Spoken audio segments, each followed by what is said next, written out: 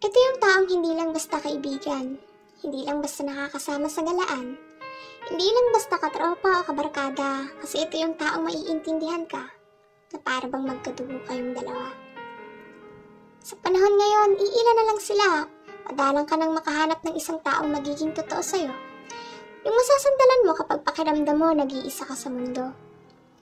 Sa mundong mapanghusga, ito yung klase ng kaibigang hindi lang nandyan kapag may kailangan, kundi mananatili lagi, kahit lahat sila ikaw ay pag-iwanan. Problema? Sikreto? Sa kanya, malaya kang makakapagkwento. Hindi gaya ng iba na kapag nag-away kayo, asahan mo kakalat yun sa ibang tao. Kadramahan mo sa buhay? Siya lagi ang nandyan para ikaw ay damayan, kasabay ng mga payo niyang dulot ay kabutihan. Kung madalas ikaw ay pag-agalitan at kung minsan, di na kailangan ng salita, sa pakikinig niya pa lang nakakagaan na ito ng kalooban.